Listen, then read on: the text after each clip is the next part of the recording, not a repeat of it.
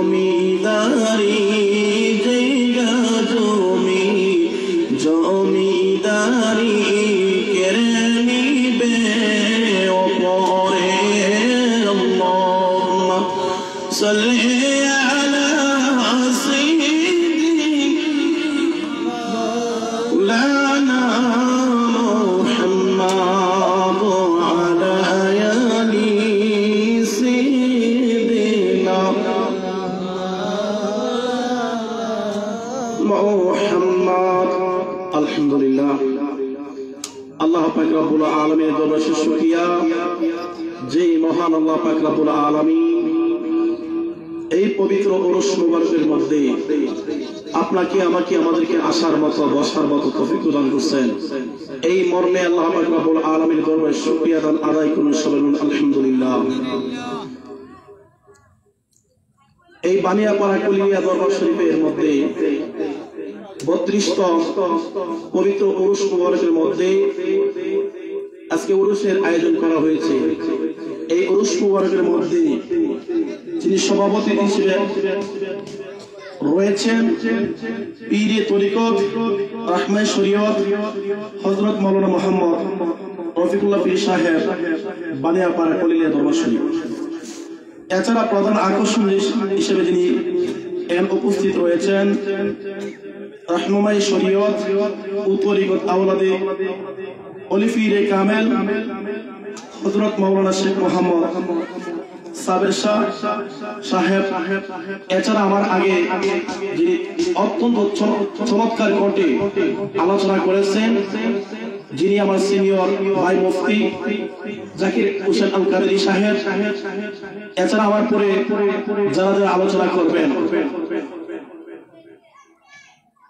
হযরত মাওলানা কারি মোহাম্মদ মাসুদুর রহমান সাহেব, আমার পরে যিনি আলোচনা করবেন চমৎকার কণ্ঠ বাইর আল্লাহ পাক রব্বুল আলামিন দিয়েছেন। আল্লাহ পাক রব্বুল আলামিন যেন ওনার কণ্ঠের মধ্যে বরকত দান করেন শুনুন আমিন। এছাড়া ওনার পরেও যারা আলোচনা করবেন অনেক মূল্যবান তাকরীর পেশ করবেন। আর বিশেষ করে মাহফিলের আশেপাশে যারা ঘোরাফেরা করতেছেন এখানে আল্লাহর ওয়াস্তে আপনারা এই প্যান্ডেলের মধ্যে এসে বসুন। এই বানিয়াপাড়া গ্রামের মধ্যে যারা এখনো মাহফিলের আশেপাশে ঘোরাফেরা করতেছেন অনেক মেহমানরা এখানে আসবে, এসে যদি দেখে গ্রামের মানুষ এগুলো প্যান্ডেলের মধ্যে আসে নাই ওনারা লজ্জা পাইব। দেখবো কেন মানুষ অল্প। আমি আমার মুসল্লি ভাই বোনদেরকে লক্ষ্য করে বলবো যারা আছেন আশেপাশে দয়া করে আপনারা মাহফিলের মধ্যে চলে আসুন। মিলাদে মুস্তাফার মজলিস বলেন, মিলাদ মাহফিল বলেন, ওয়াজ মাহফিল বলেন, উরুসের মজলিস বলেন, এখানে আল্লাহ পাক রব্বুল আলামিন সকলকে আসার মতো বসার মতো তৌফিক দান করেন না। যাদেরকে আল্লাহ পাক রব্বুল আলামিন পছন্দ করে মায়া করে একমাত্র তাদেরকে আসার মতো বসার মতো সুযোগ দান করেন। আল্লাহ পাক রব্বুল আলামিন আবার শুকরিয়া আদায় করুন যে মহান আল্লাহ পাক রব্বুল আলামিন আপনাকে আমাকে অত্যন্ত মহব্বত করে মায়া করে এখানে আসার মতো বসার মতো তৌফিক দান করেছেন। এই মর্মে আল্লাহ পাক রব্বুল আলামিন দরবারে শুকরিয়া আদায় করুন সবাই আলহামদুলিল্লাহ।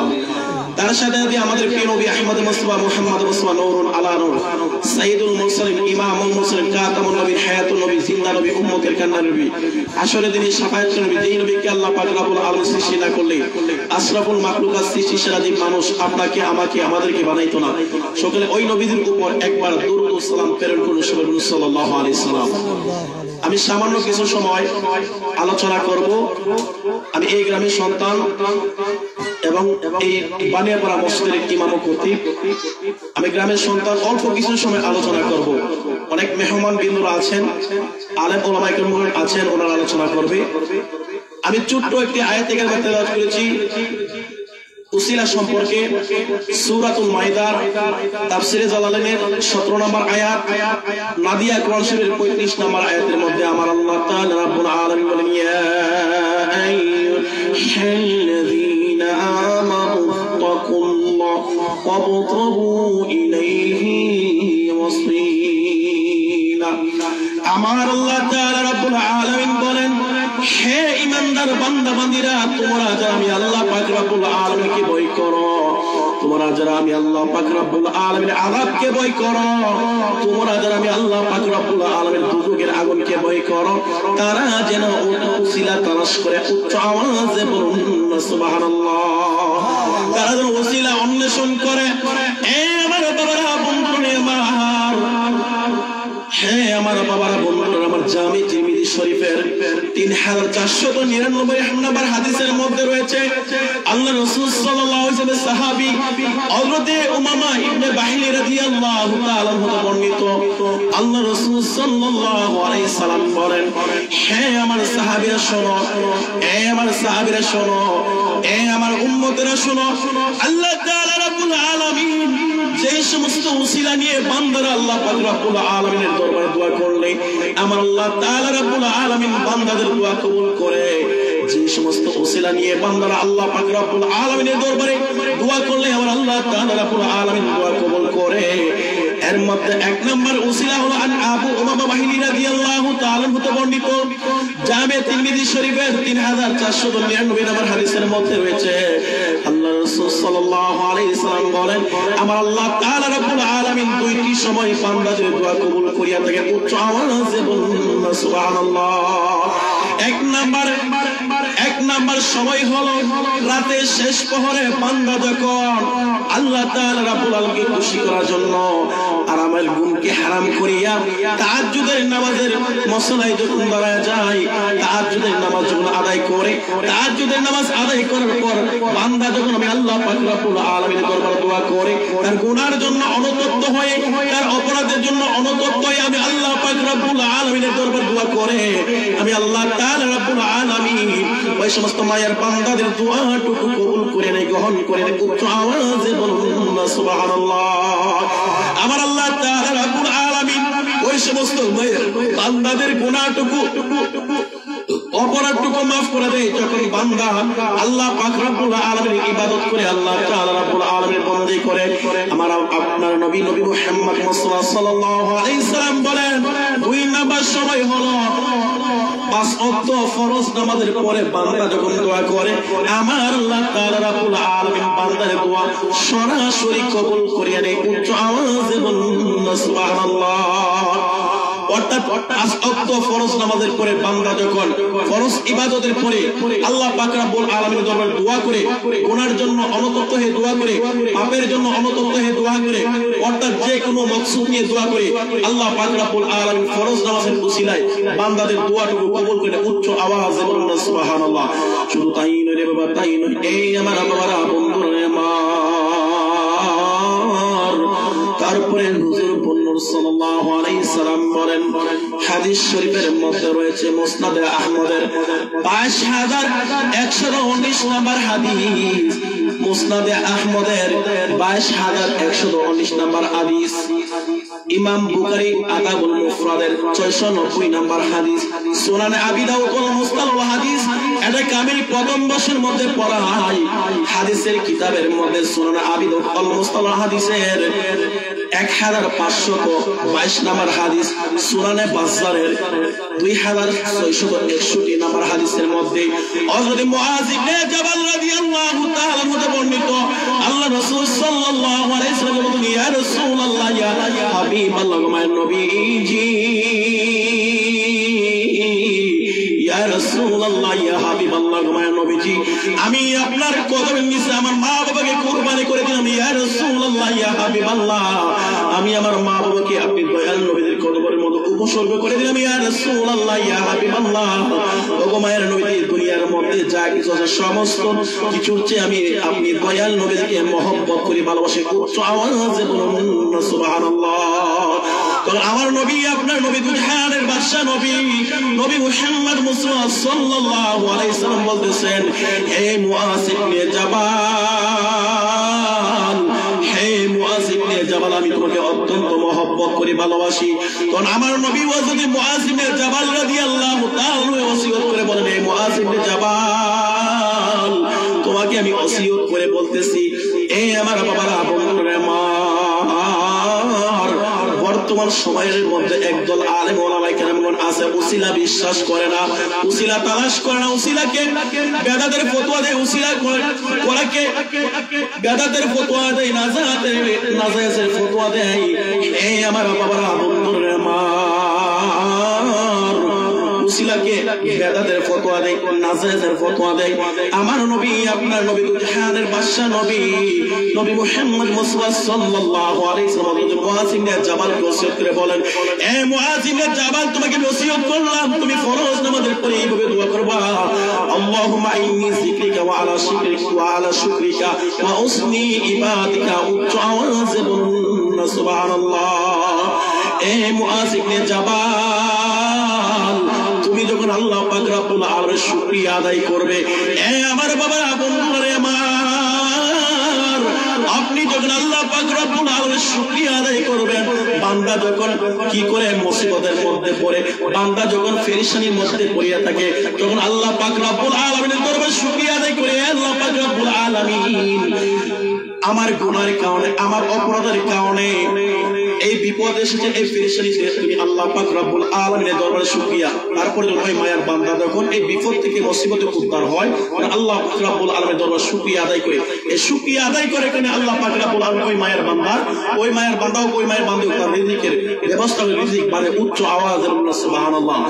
শুধু তাই নয় বাবা, তাই নাই, আল্লাহুম্মা ইন্নী যিকরিকা ওয়া আলা শুকরিকা, যিকরিকা মানে আল্লাহ তাআলা রাব্বুল আলামিনকে স্মরণ করা, মনে করা, স্মরণ করার পরে মনে করার পর যখন আল্লাহ পাক রব্বুল আলামিনের দরবারে দোয়া করে, আমার আল্লাহ তাআলা রাব্বুল আলামিন বান্দার দোয়া কবুল করে এবং শুকরিয়া মানে শুকরিয়া আদায় করার পর যখন বান্দা যখন দোয়া করে, আমার আল্লাহ তাআলা রাব্বুল আলামিন বান্দাদের দোয়াটুকু কবুল করে উচ্চ আওয়াজে বলুন না সুবহানাল্লাহ। শুধু তাই নয়, ওয়া উসনি ইবাদিকা, আল্লাহ রাসূল সাল্লাল্লাহু আলাইহি সাল্লাম বলেন, হে মুআয ইবনে জাবাল, আমি তোমাকে ওসিয়ত করতেছি, তুমি যখন আল্লাহ পাক রব্বুল আলামিনের ইবাদত করবা, আল্লাহ তাআলা রাব্বুল আলামিনের বندگی করবা, আল্লাহ তাআলা রাব্বুল আলামিনের দাসত্ব করবা, দাসত্ব আদায় করার পর তুমি কি করবা, আল্লাহ পাক রব্বুল আলামিনের দরবারে দোয়া করবা, উচ্চ আওয়াজে বলুন সুবহানাল্লাহ। এ আমার বাবারা বন্ধুরা আমার, আমি অল্প কিছু সময় কয়েকটি কোরআন হাদিসের কথাবার্তা বলবো, কারণ কোরআন হাদিসের কথা কয়েকটি কথাবার্তা বলবো। যদি কয়েকটি কথা আমি বলি, যদি কোনো এখানে যারা আসছেন আজকে পীরের দরবারে, যদি একটি মাহফিলের কোন একটি বক্তা কিংবা একটা আলেমের একটা আলোচনা কিংবা একটা হাদিস যদি আপনি আমল করেন, একটা ইবাদত, একটা বন্দেগী যদি আপনি আমল করেন, একটা ইবাদতের কারণে, একটা বন্দেগীর কারণে, একটা নফল ইবাদতের কারণে, একটা কোরআনের আয়াত মানার কারণে, একটা হাদিস মানার কারণে এই মাহফিলটা উরুস মুহূর্ত সার্থক। উচ্চ আওয়াজে বলুন সুবহানাল্লাহ। এ আমার বাবারা বন্ধুরা আমার, শুধু তাই নয়, হুজুর নূর সাল্লাল্লাহু আলাইহি সাল্লাম বলেন, এ আমার বাবারা বন্ধুরা, হাদিস শরীফের মধ্যে রয়েছে আল্লাহ রাসূল সাল্লাল্লাহু আলাইহি সাহাবী হযরত আবু হুরায়রা রাদিয়াল্লাহু তাআলা হতে বর্ণিত, সহিহ মুসলিম শরীফের প্রথম নাম্বার খণ্ড 219 নাম্বার পৃষ্ঠা, জামে তিরমিজি শরীফের প্রথম খণ্ড 66 নাম্বার পৃষ্ঠা, সুনান নাসাই শরীফের প্রথম জিলদে আউয়ালের প্রথম নাম্বার খণ্ড 150 নাম্বার পৃষ্ঠা, 50 নাম্বার পৃষ্ঠা। এছাড়া অন্য হাদিসের মধ্যে রয়েছে ইমাম তাবরানীর 712 নম্বর হাদিসের মধ্যে রয়েছে। এই হাদিসটা আরেকবার অন্যান্য সাহাবী থেকে বর্ণিত রয়েছে। আমার বাবারা বন্ধুরা আমার, হযরত আবু হুরায়রা রাদিয়াল্লাহু তাআলা হতে বর্ণিত, এই হাদিসটা আবু হুরায়রা থেকে বর্ণিত, একই হাদিস অন্যান্য সাহাবী থেকে বর্ণিত রয়েছে। আমার বাবারা বন্ধুরা আমার, হযরত আবু হুরায়রা রাদিয়াল্লাহু তাআলা হতে বর্ণিত, আল্লাহ রাসূল সাল্লাল্লাহু আলাইহি ওয়াসাল্লাম বলতেছেন, হে আমার উম্মতরা শোনো, 5 ওয়াক্ত নামাজের পরে যারা এই 3টি তাসবিহ পাঠ করবে, আমার আল্লাহ পাক রব্বুল আলামিন ওই বান্দাদের যদি পাহাড় পরিমাণ গুনাহ থাকে, সমুদ্রের বেড়া পরিমাণ যদি গুনাহ থাকে, আমার আল্লাহ পাক রব্বুল আলামিন ওই সমস্ত মায়ের বান্দাদের, ওই সমস্ত মায়ের বান্দাদের গুনাহটুকু অপরাধটুকু মাফ করে দেন। উচ্চ আওয়াজে বলুন সুবহানাল্লাহ। 1 নাম্বার হলো প্রত্যেক ফরজ নামাজের পর 33 বার সুবহানাল্লাহ। কয়বার? 33 বার সুবহানাল্লাহ, 33 বার আলহামদুলিল্লাহ, 34 বার আল্লাহু আকবার। উচ্চ আওয়াজে বলুন সুবহানাল্লাহ। অর্থাৎ প্রত্যেক ফরজ নামাজের পর যদি কোনো নরমানি মুসলমান 33 বার সুবহানাল্লাহ, 33 বার আলহামদুলিল্লাহ, 34 বার আল্লাহু আকবার বলার পর লা ইলাহা ইল্লাল্লাহ ওয়াহদাহু লা শারীকা লাহু লা শারীকা লাহু আশহাদু আন্না লা শারীকা লাহু আহাদান লা শারীকা লাহু আশহাদু আন্না মুহাম্মাদান আবদুহু ওয়া রাসূলুহু, বা এরকম বলেছে লা ইলাহা ইল্লাল্লাহ ওয়াহদাহু লা শারীকা লাহু আহাদান লা শারীকা লাহু আশহাদু আন্না মুহাম্মাদান আবদুহু ওয়া রাসূলুহু। এরকম অনেক দুরূদ শরীফ রয়েছে, যারা এই দুরূদ শরীফ পাঠ করবে আল্লাহ পাক রব্বুল আলামিন আর পাহাড় পরিমাণ যত গুনাহ থাকে, তত সমুদ্রের ফেনা পরিমাণ যত গুনাহ থাকে, আল্লাহ পাক রব্বুল আলামিন তাদের গুনাহটুকু অপরাধটুকু মাফ করে। উচ্চ আওয়াজে বলুন সুবহানাল্লাহ। তার সাথে বিশেষ করে এই পবিত্র রজব মাসের মধ্যে ছোট্ট কয়েকটি আমল আছে আমি বলবো, যারা এই রজব মাসের মধ্যে এই ছোট্ট আমলগুলো পালন করতে পারেন, একটি আমল যদি পালন করে আপনার আমল নামার মধ্যে আল্লাহ তাআলা রাব্বুল আলামিন 3000 বছরের ইবাদতের বন্দেগীর সওয়াব দেবে। কত হাজার বছর ইবাদতের সওয়াব হবে?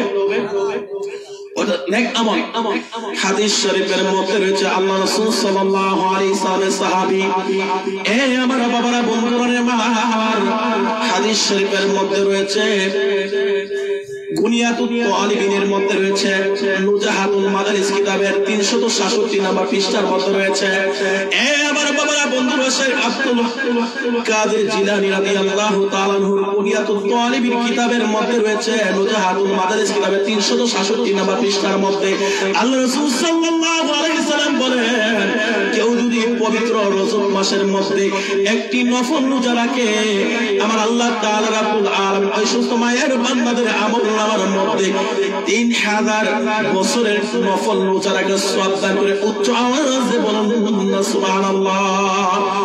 অর্থাৎ পবিত্র রজব মাসের মধ্যে যদি কেউ যদি একটি নফল রোজা রাখে, তাহলে আল্লাহ পাক রব্বুল আলামিন তাদের আমল নামার মধ্যে 3000 বছর নফল ইবাদত করলে, নফল রোজা রাখলে যে সওয়াব দান করা হয়, আল্লাহ পাক রব্বুল আলামিন তাদের আমল নামার মধ্যে এই সওয়াব দান করে। উচ্চ আওয়াজে বলুন সুবহানাল্লাহ। শুধু তাই নয়, তাই নয়, এই আমার বাবা বন্ধুরে মা, নুজাহাতুল মাদারিস কিতাবের 368 নম্বর পৃষ্ঠার মধ্যে ওয়াহাব ইবনে মুনাব্বর রাহমাতুল্লাহি আলাইহি বর্ণিত আল্লাহ রাসূল সাল্লাল্লাহু আলাইহি সাল্লাম বলেন, এ আমার বাবারা বন্ধুরা আমার, পবিত্র রজব মাসের মধ্যে যদি এই যে পবিত্র রজব মাস চলতেছে, এই মাসটি হলো আল্লাহ পাক রব্বুল আলামিনের মাস, শাবান মাসটি হলো নবী মুহাম্মদ মুস্তাফা সাল্লাল্লাহু আলাইহি ওয়াসাল্লামের মাস, এবং রমজান মাসটি হলো উম্মতে মুহাম্মদীদের মাস। অর্থাৎ ওই রমজান মাসের মধ্যে আল্লাহ রাসূল সাল্লাল্লাহু আলাইহি সাল্লাম বলেন, রমজান মাসটি হলো উম্মতে মুহাম্মদের মাস, গুনাহ মাফের মাস। এ আমার বাবারা বন্ধুরা আমার, হযরত ওয়াহাব ইবনে মুনাব্বর রাহমাতুল্লাহি আলাইহি থেকে বর্ণিত আল্লাহ রাসূল সাল্লাল্লাহু আলাইহি সাল্লাম বলেন, কেউ যদি পবিত্র রজব মাসের মধ্যে সকাল থেকে সন্ধ্যা পর্যন্ত যদি 70 বার ইস্তিগফার পাঠ করে, আমার আল্লাহ তাআলা রাব্বুল আলামিন নবী মুহাম্মদ মুস্তাফা সাল্লাল্লাহু আলাইহি ওয়াসাল্লামের মাধ্যমে জানিয়ে দিলেন, ওই সমস্ত মায়ের বান্দাদের জন্য জাহান্নাম হারাম করে। উচ্চ আওয়াজে বলুন আল্লাহু আকবার। অর্থাৎ পবিত্র রজব মাসের মধ্যে যদি কেউ যদি সকাল থেকে সন্ধ্যা পর্যন্ত 70 বার ইস্তিগফার, আস্তাগফিরুল্লাহাল্লাযী লা ইলাহা ইল্লাহু হুয়াল হাইয়ুল কাইয়্যুম ওয়া আতুবু ইলাইহি, কিংবা আস্তাগফিরুল্লাহ যে যেভাবে পাঠ করে, যে যেভাবে পারেন 70 বার সকাল থেকে সন্ধ্যা পর্যন্ত যদি কেউ যদি পবিত্র রজব মাসের মধ্যে সকাল থেকে সন্ধ্যা পর্যন্ত 70 বার যদি আস্তাগফিরুল্লাহ পাঠ করে, আল্লাহ রাসূল সাল্লাল্লাহু আলাইহি সাল্লাম বলেন তার সমস্ত গুনাহকে মাফ করে দেন। এমনকি আল্লাহ রাসূল সাল্লাল্লাহু আলাইহি ওয়াসাল্লাম জবানবন্দের মাধ্যমে জানিয়ে দিলেন তার জন্য জাহান্নামের আগুন হারাম হয়ে যায়। উচ্চ আওয়াজে বলুন সুবহানাল্লাহ। এখন বলেন, এই পবিত্র রজব মাসের মধ্যে আমাদের ইস্তিগফার করার দরকার আছে কিনা? কথাবার্তা বলেন। অর্থাৎ 5 ওয়াক্ত নামাজের পাশাপাশি বেশি বেশি করে ইস্তিগফার পাঠ করেন, অর্থাৎ তওবা করবেন, আল্লাহ পাক রব্বুল আলামিন মাফ চাইবেন। অর্থাৎ যে যত বেশি তওবা করবেন আল্লাহ পাক রব্বুল আলামিন আপনি পছন্দ হয়ে যাবে। অর্থাৎ আস্তাগফিরুল্লাহ যত বেশি পারবেন তত বেশি সওয়াব। আর বিশেষ করে মনে করেন একটি কথা, অনেকে আছে মনে করেন বিপদের মধ্যে পড়ে, পেরেশানির মধ্যে পড়ে, মুসিবতের মধ্যে পড়ে, যদি কঠিন ধরনের বিপদ মুসিবত যদি কোনো ব্যক্তি নিয়ত করে আস্তাগফিরুল্লাহ পড়ে, যতক্ষণ পর্যন্ত বিপদ থেকে উদ্ধার না হয়, পেরেশানি থেকে উদ্ধার না হয়, আস্তাগফিরুল্লাহ পড়তে থাকে, ওই ব্যক্তি অবশ্যই বিপদ থেকে মুসিবত থেকে ইস্তিগফার পাঠ করার কারণে, নিয়ত করে পাঠ করার কারণে বিপদ উদ্ধার হয়ে উচ্চ আওয়াজে বলুন সুবহানাল্লাহ।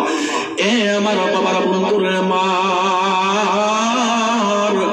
আমি কিছু নেক আমলের ওসিলা নিয়ে আপনাদেরকে বলবো, যে নেক আমলের ওসিলা আল্লাহ পাক রব্বুল আলামিন বান্দাদের দোয়া কবুল করে, বান্দাদের গুনাহ খাতা maaf করে। এ আমার বাবারা বন্ধুরা আমার, হাদিস শরীফের মধ্যে রয়েছে, আমি কিছু আলোচনা করব কোরআন হাদিস থেকে। আমি আপনার কোন মাহফিলের মধ্যে জিকির দিয়ে কিংবা মিলাদ ক্যাম্প করে সময় শেষ করে যতটুকু সময় পাই কোরআন হাদিস থেকে দুই একটি কথাবার্তা বলবো। এই দুই একটি কথাবার্তার মধ্যে কেউ যদি আমল করে আমারও সওয়াব হবে, তিনি আমল করবে ওনারও সওয়াব হবে। এমনকি ওই মাহফিলটাতে আজকে উনি উরুস মুবারকের আয়োজন করছেন, যদি এখানে যারা সমস্ত নরনারী মুসলমানদের মধ্যে একজন যদি আমল করে তাহলে আজকের এই উরুস মুবারকের এই মাহফিলটা সাকসেসফুল হবে। আল্লাহ পাক রব্বুল আলামিনের দরবারে বলে উচ্চ আওয়াজে বলুন সুবহানাল্লাহ। এ আমার বাবারা বন্ধুরা আমার, মুজাহাদুল মাদারিস কিতাবের 352 নম্বর পৃষ্ঠার মধ্যে একখানা হাদিস রয়েছে, হযরত আলী রাদিয়াল্লাহু তাআলা বর্ণিত। আল্লাহ রাসূল সাল্লাল্লাহু আলাইহি ওয়াসাল্লাম বলেন, এ আমার বাবারা বন্ধুরা আমার, বিশেষ করে আমরা যখন রাস্তা দিয়ে অতিক্রম করে যাই, রাস্তা দিয়ে হেঁটে যাই, এ আমার বাবারা বন্ধুরা, অনেক সময় রাস্তার মধ্যে কাঁচ ভাঙা থাকে, অনেক সময় রাস্তার মধ্যে গ্লাস ভাঙা থাকে, কিংবা অনেক সময় রাস্তার মধ্যে পাথর থাকে, কিংবা মাটির চাকা অনেক সময় থাকে। এটার কাঁচ ভাঙা দ্বারা কিংবা জগ ভাঙা দ্বারা কিংবা গ্লাস ভাঙা দ্বারা মানুষের আঘাতপ্রাপ্ত হতে পারে, কথাবার্তা হতে পারে কিনা। রাস্তার মধ্যে অনেক সময় দেখুন কাঁচ ভাঙা থাকে, কিংবা গ্লাস ভাঙা থাকে, কিংবা জগ ভাঙা থাকে, কিংবা পাথর থাকে, কিংবা বড় একটা ইট থাকে। এটার কারণে অনেক মানুষ ব্যথা পেতে পারে, আঘাত পেতে পারে। আল্লাহ রাসূল সাল্লাল্লাহু আলাইহি ওয়াসাল্লাম সাহাবী হযরত আলী রাদিয়াল্লাহু তাআলা বর্ণিত, আল্লাহ রাসূল সাল্লাল্লাহু আলাইহি সাল্লাম বলেন, যদি কোনো মুসলমান ব্যক্তি রাস্তা থেকে তার অপর কোনো মুসলমান ভাই কষ্টদায়ক বস্তু, ওরা কাঁচ ভাঙা হোক কিংবা জগ ভাঙা হোক কিংবা এটা পাথর হোক কিংবা ইট হোক, রাস্তার মধ্যে যদি পড়িয়ে থাকে, এটা সরিয়ে দেওয়ার কারণে আল্লাহ রাসূল সাল্লাল্লাহু আলাইহি সাল্লাম বলেন, তাদের আমলনামার মধ্যে যারা সরিয়ে দিবে, রাস্তার কাঁচ ভাঙা গ্লাস ভাঙা সরিয়ে দিবে, তাদের আমলনামার মধ্যে আল্লাহ পাক রব্বুল আলামিন 10 লক্ষ নেকি দান করবে। উচ্চ আওয়াজে বলুন সুবহানাল্লাহ। কয় লক্ষ নেকি দান করবে? 10 লক্ষ নেকি দান করবে। কেন? রাস্তার মধ্যে একটা ইট পড়ে রয়েছে, এটা দ্বারা আমার এক ভাই আঘাত পেতে পারে কিংবা এক ভাই কষ্ট পেতে পারে। রাস্তার মধ্যে গ্লাস ভাঙা থাকে, কাঁচ ভাঙা থাকে, কারণ মনে করেন আপনি হয়তো দেখলেন কিংবা আরেকজন যখন হাঁটবে তিনি দেখবে না, যার কারণে উনি আঘাতপ্রাপ্ত হতে পারেন কিংবা উনি কষ্ট পেতে পারেন। এই জন্য রাস্তার মধ্যে থেকে যদি কোনো ব্যক্তি কষ্টদায়ক বস্তু, ইট হোক, গ্লাস ভাঙা হোক, জগ ভাঙা, এটা সরিয়ে দিয়ে আল্লাহ রাসূল সাল্লাল্লাহু আলাইহি ওয়াসাল্লাম সাহাবী হযরত আলী রাদিয়াল্লাহু তাআলা বর্ণিত, আল্লাহ রাসূল সাল্লাল্লাহু আলাইহি ওয়াসাল্লাম তাদের আমলনামার মধ্যে আল্লাহ তাআলা রাব্বুল আলামিন 10 লক্ষ নেকি উচ্চ আওয়াজে বলুন সুবহানাল্লাহ। একটু দরুদ শরীফ আল্লাহুম্মা সাল্লি আলা সাইয়্যিদিনা মাওলানা মুহাম্মাদ ওয়া আলা আলি সাইয়্যিদিনা মাওলানা মুহাম্মাদ। আল্লাহুম্মা সাল্লি আলা সাইয়্যিদিনা মাওলানা মুহাম্মাদ ওয়া আলা আলি সাইয়্যিদিনা মাওলানা মুহাম্মাদ। এ আমার বাবারা বন্ধুরা আমার, শুধু তাই নয়, এই আমার বাবারা বন্ধুরা, এখনো আমাদের সমাজের মধ্যে অনেক ভাই বাবারা রয়েছে, অনেক মা বোন রয়েছে, এশারের নামাজের পর অনেক মা বোনেরা সূরাতুল মুলক তেলাওয়াত করে থাকে। সূরাতুল মুলক এশার নামাজের পরে তেলাওয়াত করলে কি ফজিলত হয়, এই প্রসঙ্গে হাদিসের মধ্যে রয়েছে। এ আমার বাবারা, বন্ধুরা আমার, নুজাহাতুল মাদালিস কিতাবের 110 নম্বর পৃষ্ঠার মধ্যে প্রথম নম্বর পৃষ্ঠার মধ্যে হাদিস খানা রয়েছে। আল্লাহ রাসূল সাল্লাল্লাহু আলাইহি সাল্লাম বলেন, যে সমস্ত নরনারী মুসলমান সূরাতুল মুলক এশারের নামাজের পরে তেলাওয়াত করে 1 থেকে 30টি আয়াত তেলাওয়াত করবে সূরাতুল মুলক, ওই সূরাতুল মুলক ওই সমস্ত মায়ের বান্দা, যে সমস্ত মায়ের বান্দা তেলাওয়াত করবে 1 থেকে 30টি আয়াত, পুরুষ হোক কিংবা মহিলা হোক, যে ব্যক্তি তেলাওয়াত করবে আমার আল্লাহ পাক রব্বুল আলামিনের দরবারে, ওই মায়ের বান্দা হোক ওই মায়ের বান্দা হোক, তাদেরকে যতক্ষণ পর্যন্ত আল্লাহ পাক রব্বুল আলামিন ক্ষমা না করবে, মাফ না করবে, ততক্ষণ পর্যন্ত সূরাতুল মুলক আল্লাহ তাআলা রব্বুল আলামিনের দরবারে ওই সূরা পাঠ করার ব্যক্তির জন্য, মায়ের বান্দা হোক মায়ের বান্দী হোক, তাদের জন্য সুপারিশ করতে থাকবে। উচ্চ আওয়াজে বলুন না সুবহানাল্লাহ। অর্থাৎ যে সমস্ত নরনারী মুসলমান মা ও বোনেরা রয়েছেন, যারা কোরআন তেলাওয়াত করতে পারেন, যারা কোরআন তেলাওয়াত করতে পারেন মা ও বোনেরা, আজকে যদি আপনি আগামী কালকে থেকে যদি এশার নামাজের পড়ার পর সূরাতুল মুলক 1 থেকে 30টি আয়াত যদি আপনি আমল করেন, তেলাওয়াত করেন, আপনি মৃত্যুবরণ করবেন, কবরের মধ্যে আপনাকে শোয়ানো হবে, যতক্ষণ পর্যন্ত আল্লাহ পাক রব্বুল আলামিন আপনাকে ক্ষমা না করবে, মাফ না করবে, ততক্ষণ পর্যন্ত সূরাতুল মুলক আল্লাহ পাক রব্বুল আলামিনের দরবারে আপনার জন্য সুপারিশ করতে থাকবে। আল্লাহ পাক রব্বুল আলামিনের দরবারে আপনার জন্য মাফ চাইতে থাকবে। উচ্চ আওয়াজে বলুন সুবহানাল্লাহ। এখন বলুন তো, কোরআন তেলাওয়াত করলে সওয়াব আছে কিনা? কোরআন তেলাওয়াত করলে আল্লাহ পাক রব্বুল আলামিন আপনার জন্য আমার জন্য গুনাহ মাফ করে দেবে কিনা? কথাবার্তা বলেন। কোরআন তেলাওয়াত করলে আপনার আমার গুনাহ মাফ হবে কিনা? কথাবার্তা হবে কিনা? হাদিস শরীফের মধ্যে রয়েছে আফদালুল ইবাদাতি তিলাওয়াতুল কুরআন, অর্থাৎ পবিত্র কুরআন তেলাওয়াত হলো সর্বোত্তম ইবাদত। উচ্চ আওয়াজে বলুন সুবহানাল্লাহ। অর্থাৎ পবিত্র কুরআন তেলাওয়াত আমরা ছোট্টবেলা দেখতাম অনেক মা বোনেরা কিংবা আমার অনেক দাদা দাদিরা ফজর নামাজের পড়ার পর ওরা সূরা ইয়াসিন তেলাওয়াত করত, কিংবা সূরা আর রহমান তেলাওয়াত করত, কিংবা রাত্রি বেলায় মাগরিবের নামাজ পড়ার পর সূরা ওয়াকিয়া তেলাওয়াত করত, এশা নামাজের পর সূরা মুলক তেলাওয়াত করত। কিন্তু এই বর্তমান সমাজের মধ্যে এটা জাহিলিয়াতের একটা অবস্থা এসে গেছে। মানুষ ফাহশা কাজের মধ্যে, খারাপ কাজের মধ্যে দাবিত আছে, অর্থাৎ ভালো কাজের মধ্যে দাবিত নয়। অর্থাৎ বর্তমান এমন একটি সময় মানুষ মনে নেক আমল করতে গেলে অনেক সময় ভয় পায় যে